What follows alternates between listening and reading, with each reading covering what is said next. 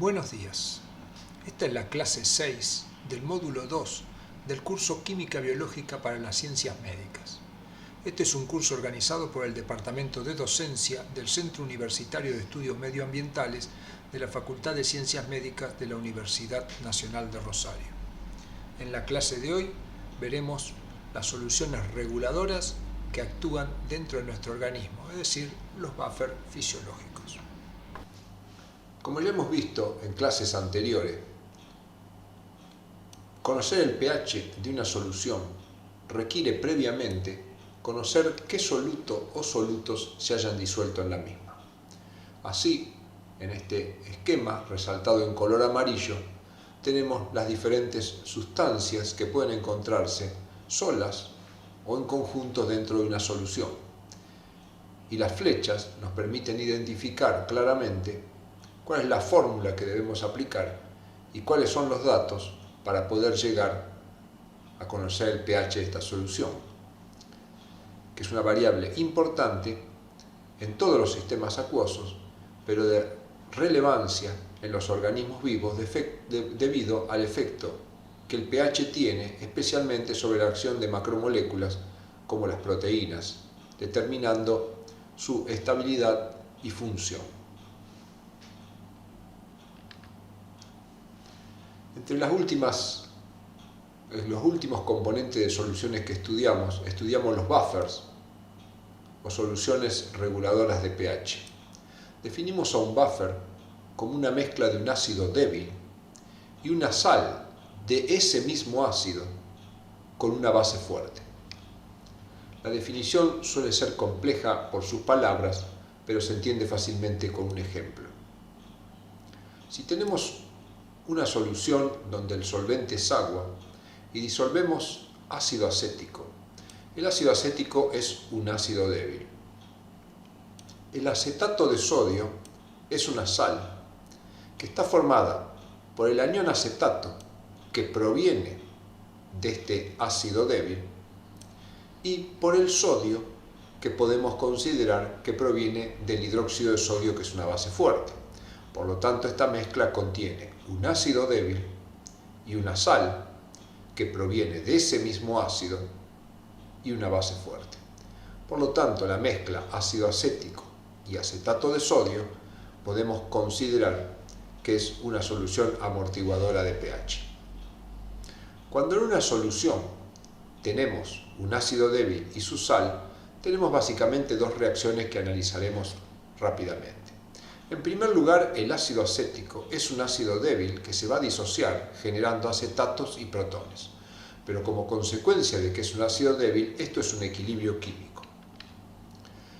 Que se haya muy desplazado hacia la izquierda, cosa que podemos comprobar si conociéramos el valor de la constante de equilibrio de este ácido. La mayoría de los ácidos débiles tienen constante de equilibrios muy pequeña que determinan que la concentración del ácido sea miles de veces mayor que la concentración del anión.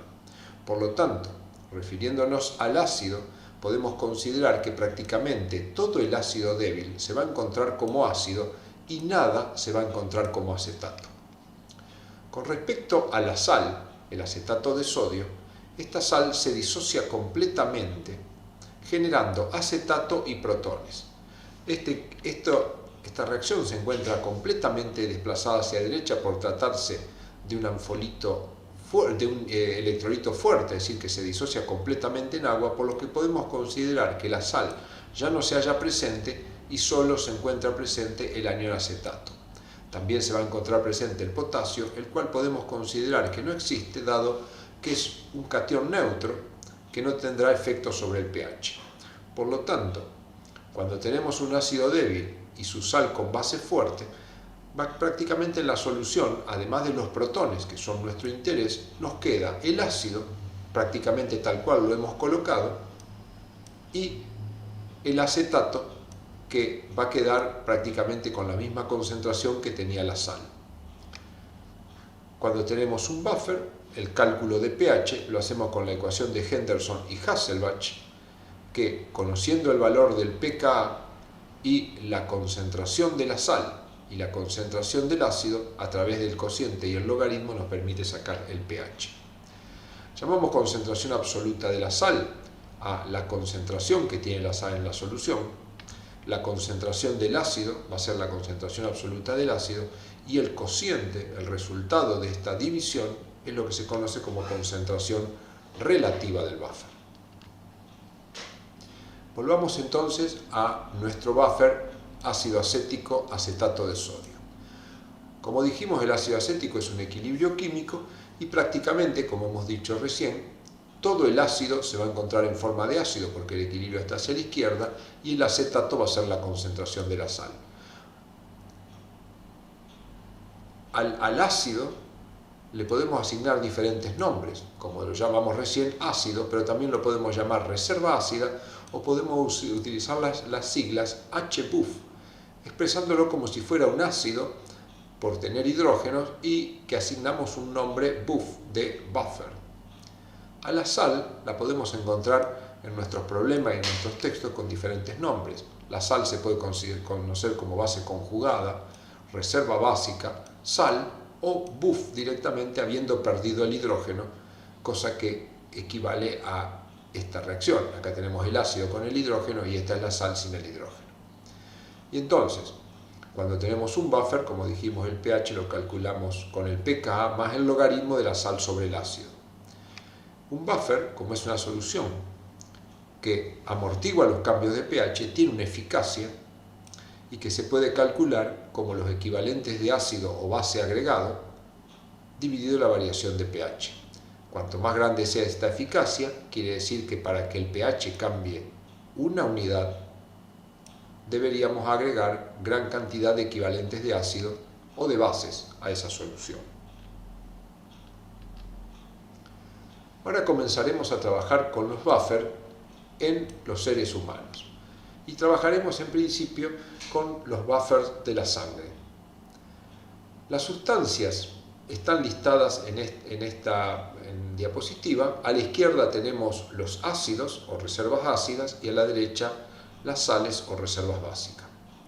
Los buffers más importantes son el que está formado por el ácido carbónico y el bicarbonato, el fosfato diácido y el fosfato monoácido, la hemoglobina desoxigenada en su forma ácida y el desoxihemoglobinato, que sería la forma de sal de la hemoglobina, la oxihemoglobina en su forma de ácido por tener hidrógeno y el oxihemoglobinato, que sería la oxihemoglobina en estado de sal, y las proteínas y proteinatos. Estos buffers los podemos escribir a través de sus reacciones. El ácido carbónico se disocia para dar bicarbonato y protón, el fosfato diácido para dar fosfato monoácido y protón, y así sucesivamente. A su vez es importante tener presente que el ácido carbónico se genera a partir de la hidratación del dióxido de carbono a través de una enzima que es la anhidrasa carbónica. No ocurre lo mismo con las otras reservas ácidas de los buffers fisiológicos. Entonces, es importante ir distinguiendo algunas partes de todas estas reacciones. Por un lado tendremos el ácido carbónico, que está remarcado acá en azul, y el bicarbonato, que sería la sal o base conjugada del ácido carbónico. Luego tenemos los otros ácidos que los pondremos todos juntos sencillamente por ser diferente al ácido carbónico que puede participar de una nueva reacción. Y en rojo tenemos recuadrado lo que serían todas las bases conjugadas de los ácidos recuadrados en verde. Esto lo podemos simplificar de la siguiente manera.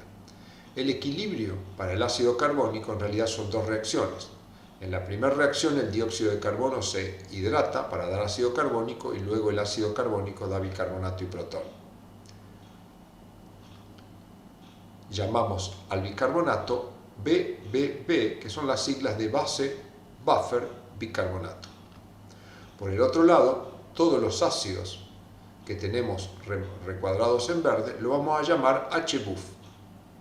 HBUF es la suma de todos los ácidos débiles de los buffers fisiológicos sin incluir el ácido carbónico.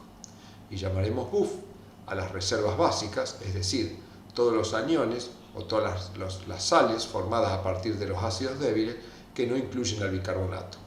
Y lo llamaremos base buffer no bicarbonato con las siglas BB no B. Entonces, con el mismo color, lo que tenemos acá abajo es una simplificación, con el mismo color, cuando enfrentemos tendremos el ácido carbónico, el bicarbonato, que podremos encontrar como BBB, los HBUF, que serían los ácidos débiles de todos los buffer que no incluyen al ácido carbónico, y los BUF o BB no B, que serían todas las sales o bases conjugadas que difieren del bicarbonato. Entonces, estos van a ser nuestros equilibrios de trabajo cuando enfrentemos nuestros problemas. Los volvemos a escribir acá. Podemos usar, como vemos acá, la fórmula del bicarbonato o bien sencillamente usar BBB, que sería base buffer bicarbonato. Para el otro equilibrio tenemos HBUF y podríamos poner BUF o BB no B. Esto es indistinto y esta es una forma esquemática de representar. Por lo tanto, los buffers fisiológicos nos quedan representados básicamente por dos ecuaciones únicamente. La ecuación superior, que recuadramos en azul, corresponde al equilibrio de hidratación del dióxido de carbono y disociación del ácido carbónico, y este decimos que es un buffer abierto. ¿Por qué es un buffer abierto? Porque la reserva ácida, es decir, el ácido carbónico, puede transformarse en dióxido de carbono, y este dióxido de carbono puede ser aportado por el sistema metabólico, fundamentalmente la descarboxilación oxidativa del piruvato y el ciclo de Krebs, o bien puede eliminarse de nuestro organismo a través de los procesos respiratorios. Cuando el dióxido de carbono se elimine o sea aportado, este equilibrio se desplazará y la concentración de ácido carbónico podrá cambiar, no solo por el equilibrio del buffer, sino también porque se ha modificado el dióxido de carbono. Por eso lo llamamos abierto, porque puede modificarse la cantidad o concentración de los componentes del buffer. En rojo tenemos ahora los equilibrios de disociación de los HBUF para dar base buffer no bicarbonato. A esto decimos que son buffers cerrados. Son buffers cerrados ¿por qué? Porque HBUF no puede ser en el corto plazo eliminado o repuesto a partir de otras fuentes, y por lo tanto la suma de HBUF y base buffer no bicarbonato va a ser constante en un corto periodo de tiempo, cosa que no ocurre con la concentración de ácido carbónico y la base bicarbonato, que pueden modificarse en periodos relativamente cortos. Definimos entonces algunas nuevas variables. BBR, que sería la base buffer real, es la suma de las bases buffer bicarbonato y las bases buffer no bicarbonato, es decir, la suma de estas dos variables. Y definimos el exceso de base como la resta entre la base buffer real y la base buffer normal. Si la base buffer real es mayor que la base buffer normal, el exceso de base será positivo, indicándonos que tenemos más bases que lo que deberíamos tener en condiciones normales. Si este resultado es negativo, nos indica que las bases buffer normal son menores que las bases buffer real, y entonces tendremos un exceso de base negativo. Volvemos entonces a nuestros equilibrios con los que trabajaremos, que en general a todos estos equilibrios los manejaremos juntos, y para calcular el pH a nivel fisiológico o a nivel del ser humano, lo importante es que todos estos equilibrios se encuentran en el mismo sitio, por lo tanto la concentración de protones va a ser la misma para todos los equilibrios, y esto se llama principio de isohidria.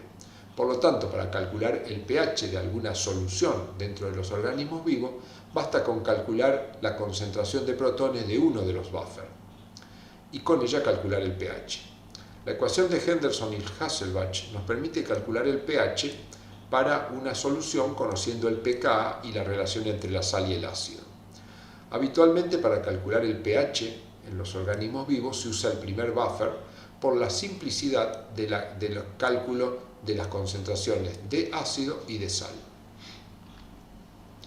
Una ley nos permite simplificar aún más la situación a nivel experimental. La ley de Henry establece que la concentración de un ácido, en este caso el ácido carbónico, es directamente proporcional a la presión de dióxido de carbono.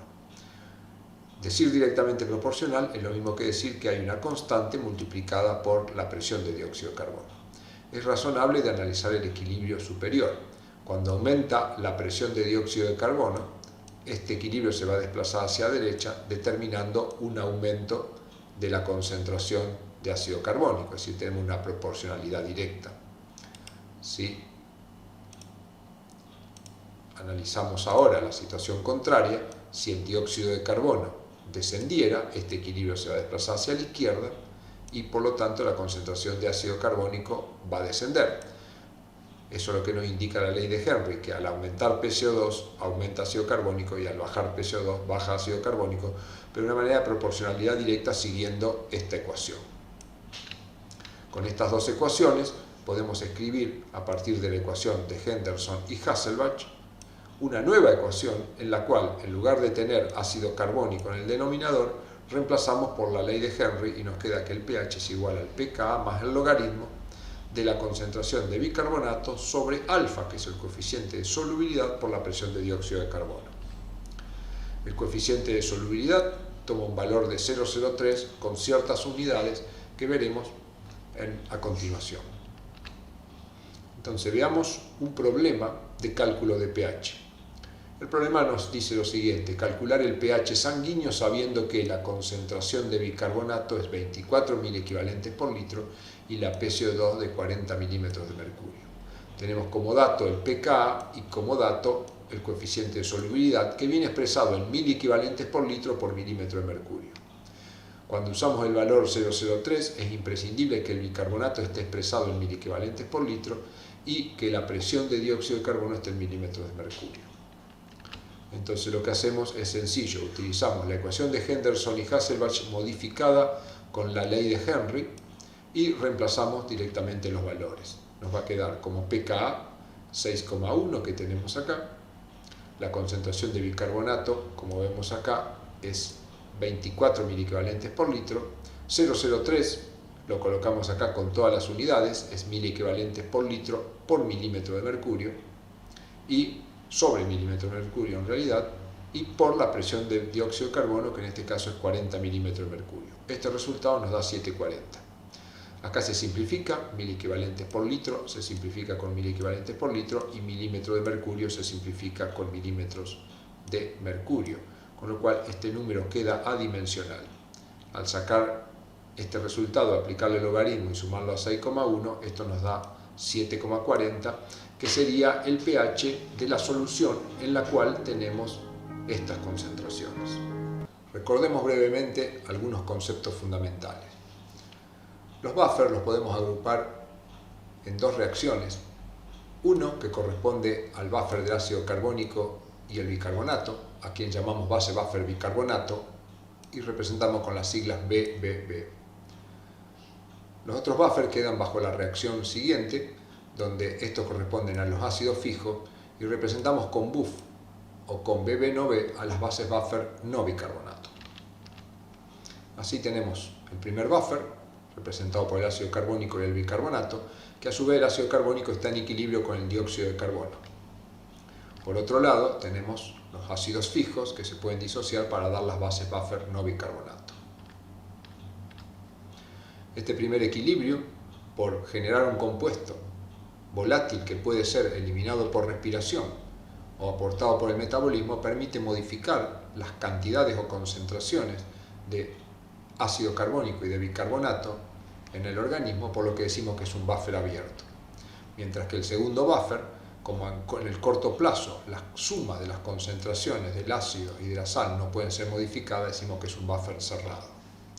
Definimos a las bases buffer reales como la suma del bicarbonato y las bases buffer no bicarbonato, como tenemos acá. Y el exceso de base a la diferencia entre las bases buffer real que acabamos de calcular y las bases buffer normal. Veamos el análisis de algunas situaciones en que el equilibrio ácido-base es perturbado. Supongamos el ingreso de ácidos fijos al organismo, por ejemplo la ingesta accidental de un ácido, o el ingreso de ácidos fijos a partir del metabolismo, como por ejemplo la producción de ácido láctico durante una actividad con compromiso anaeróbico. Representaremos en rojo la perturbación primaria y en azul y con flechas los desplazamientos de los equilibrios. Entonces, el ingreso de un ácido por cualquiera de las dos posibilidades mencionadas lleva a un incremento de la concentración de protones. Al incrementarse la concentración de protones, el equilibrio, al intentar bajar la concentración de protones, como vemos, se desplaza hacia la izquierda. Al desplazarse hacia la izquierda, desciende la concentración de bicarbonato y aumenta el ácido carbónico. Al haber aumentado el ácido carbónico, este equilibrio también se desplaza hacia la izquierda, produciendo la eliminación de más dióxido de carbono. En el equilibrio siguiente, se razona de la misma manera. El aumento de protones va a desplazar el equilibrio hacia la izquierda por el principio de Chatelier, intentando compensar la causa que desequilibró la reacción. Al desplazarse hacia la izquierda, esto baja la concentración de las bases buffer no bicarbonato, incrementando la concentración de los ácidos fijos.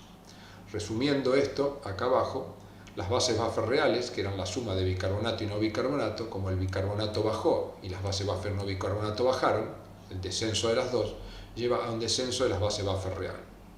Si las bases buffer reales disminuyeron, como es el término positivo de esta resta, el resultado va a ser negativo. Entonces este desequilibrio se caracteriza por una disminución de las bases buffer real, un exceso de base negativo. Hay un aumento de los ácidos, como podemos ver acá, tanto volátiles como no volátiles, un incremento de protones, que fue la causa inicial, que conducirá a un descenso de pH. A esta situación la caracterizamos como una acidosis, por las características que vemos acá, y de origen metabólica, porque el origen no se produjo sobre algo relacionado al proceso respiratorio. Veamos otra situación, por ejemplo el ingreso de una base fija, que podría ser la ingesta accidental, por ejemplo de soda cáustica, que es un compuesto común que se puede hallar en el hogar o de mucha utilización en industrias y en laboratorios. Si ingerimos una base fuerte, el problema de desequilibrio original se encuentra en una disminución de la concentración de protones. Analicemos el primer equilibrio. Al disminuir la concentración de protones por el principio de Chatelier, el equilibrio va a intentar aumentarla. Para aumentarla, el equilibrio se va a desplazar hacia la derecha, generando protones, pero también generando bicarbonato, los cuales aumentan, y consumiendo ácido, el cual desciende. Al descender este ácido, la segunda reacción se desplazará hacia la derecha, intentando compensar este descenso. En la reacción de los buffers fijos, el descenso de protones produce el mismo efecto. Con la intención de recuperar los protones perdidos, el equilibrio se desplaza hacia la derecha, consumiendo ácidos y generando bases buffer no bicarbonato. Resumiendo esto, tenemos un incremento del bicarbonato y un incremento de las bases buffer no bicarbonato, como hemos visto acá. Si los dos suman, los dos aumentan, la suma va a estar aumentada, con lo cual tenemos un aumento de las bases buffer real. Si las bases buffer real aumentan, esta diferencia va a tener resultado positivo. Analizando esta situación, entonces en esta situación tenemos un aumento de las bases buffer reales, un exceso de base que es positivo, un descenso de los ácidos, como podemos ver acá, tenemos menos ácidos, un descenso de los protones, que fue la causa inicial, aunque los buffers intentan recuperarlo, nunca es completa. Eso va a llevar a un aumento de pH y esta situación la caracterizamos como una alcalosis de origen metabólico, porque el desequilibrio estuvo acá y no sobre la variable relacionada a la respiración. Veamos otra situación, por ejemplo una dificultad respiratoria que impide la eliminación normal de dióxido de carbono. Si el dióxido de carbono no se puede eliminar normalmente, la causa primaria se va a encontrar en este sitio. Un aumento del dióxido de carbono producirá un desplazamiento del primer equilibrio hacia la derecha que lleva a un incremento del ácido carbónico. Pero como el ácido carbónico es parte de una segunda reacción, el aumento del ácido carbónico, el equilibrio va a intentar descenderlo, aunque no lo llegue a hacer en un 100%, y para descenderlo tiene que reaccionar hacia la derecha, generando bicarbonato y protón, por lo cual este equilibrio aumentará la concentración de bicarbonato y también aumentará la concentración de protones. Como los protones son comunes tanto al buffer abierto como al buffer cerrado, al incrementarse los protones en el segundo equilibrio, esta reacción va a intentar descenderlos. Para descenderlos se desplazará hacia la izquierda, como vemos acá, consumiendo bases buffer no bicarbonato, las que descienden, y formando ácidos fijos, los cuales ascienden. Por lo tanto, lo que podemos analizar es lo siguiente. El bicarbonato aumentó y las bases buffer no bicarbonato bajaron, con lo que podríamos decir que las bases buffer reales permanecieron relativamente constantes al compensar el ascenso de uno con el descenso de la otra. Si las bases buffer reales permanecieron constantes, esta resta va a permanecer en un valor cercano a cero. Caractericemos esta situación de la siguiente manera. Las bases buffer reales permanecen aproximadamente constantes con un exceso de base que es cero. Sin embargo, hay un ascenso de los ácidos y un ascenso de los protones con un descenso de pH. Podemos caracterizar esta situación como una acidosis por el predominio en el ascenso de los ácidos y en el descenso de pH, pero su origen es respiratorio porque la causa inicial se encontró en esta zona.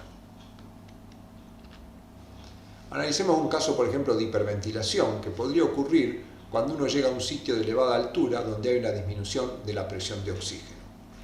Al disminuir la presión de oxígeno, con el objetivo de incorporar más oxígeno a nuestro organismo, hiperventilamos, y al hiperventilar no solo incorporamos más oxígeno, sino que perdemos más dióxido de carbono. Al perder más dióxido de carbono, la concentración de este desciende y esta sería la causa inicial. Al descender la concentración de dióxido de carbono, el primer equilibrio se va a desplazar hacia la izquierda consumiendo ácido carbónico.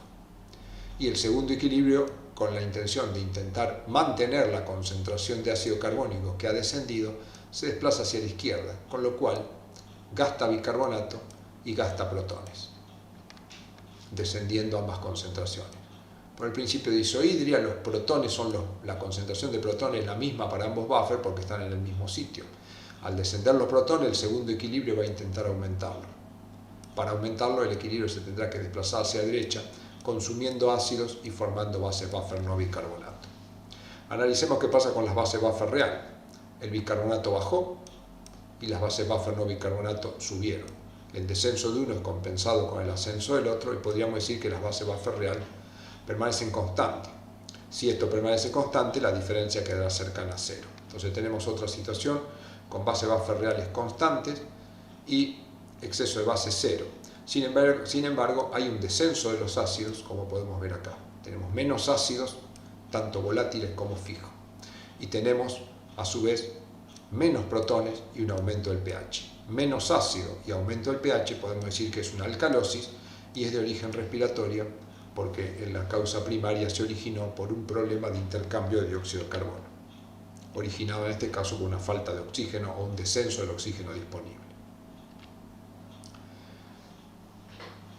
Veamos ahora algunos mecanismos que funcionan a nivel renal para compensar algunos desequilibrios. En general, el riñón lo que trabaja es recuperando bases en aquellos casos que tengamos acidosis.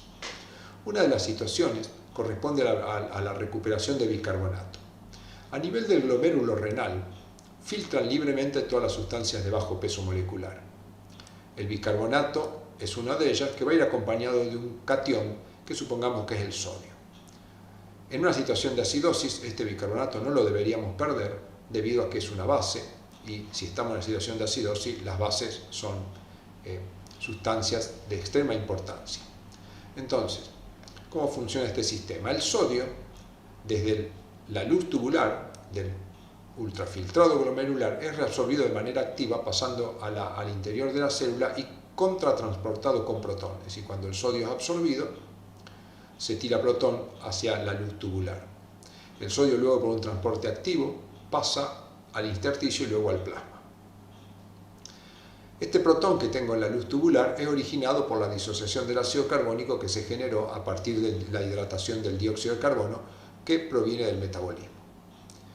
Entonces este protón que es volcado al túbulo se va a unir al bicarbonato, que es un anfolito, como hemos visto, y va a formar ácido carbónico.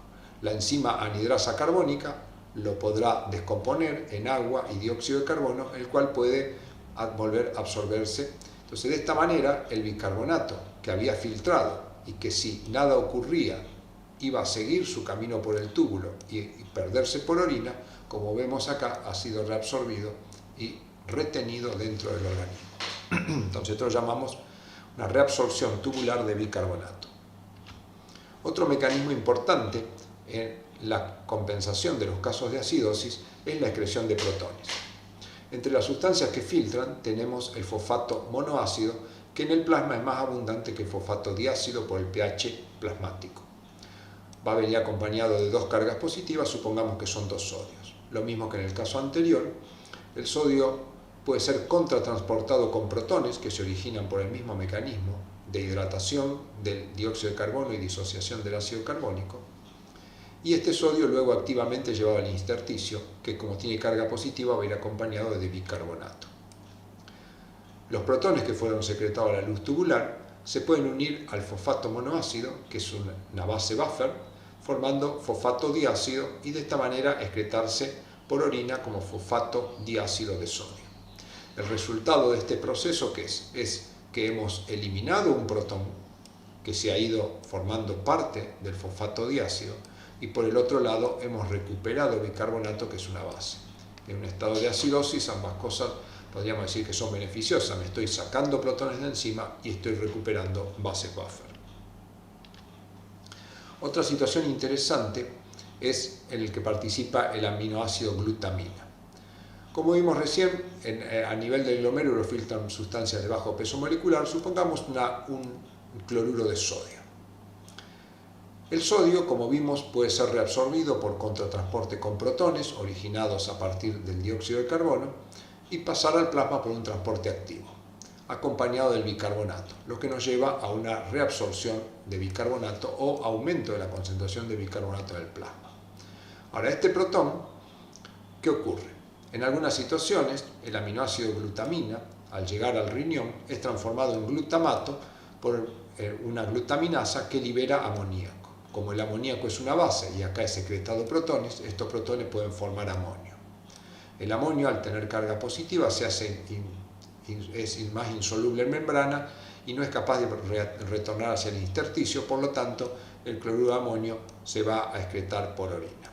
Como consecuencia de este proceso, ¿qué tenemos? Por un lado, hemos reabsorbido bicarbonato y por el otro lado, hemos excretado protones, dos situaciones que nos ayudarán a controlar un estado de acidosis. Veamos por último el rol de la hemoglobina en la regulación del pH. La hemoglobina, como sabemos, puede estar desoxigenada o oxigenada. La hemoglobina desoxigenada tiene un valor de pKa que es más alto, es decir, que como ácido es más débil y por lo tanto es más fuerte como base. Por su parte, la hemoglobina oxigenada tiene un pKa más chico y es más fuerte como ácido que como base. Entonces, ¿cómo funciona este sistema? Como ya sabemos, la hemoglobina lo que hace es llevar oxígeno desde el aire alveolar hacia los tejidos para su metabolismo. Pero simultáneamente con este transporte juega en conjunto con el transporte de bicarbonato y con el transporte de protones. El metabolismo necesita oxígeno, por lo cual la presión de oxígeno en el tejido es baja, porque lo consume. Y al producirse el metabolismo, aumenta la presión de dióxido de carbono y también se generan protones. El dióxido de carbono, al aumentar la presión, va a difundir hacia la sangre y en la zona de los tejidos se va a hidratar ácido carbónico, el que se va a disociar y generar protones por un lado y bicarbonato.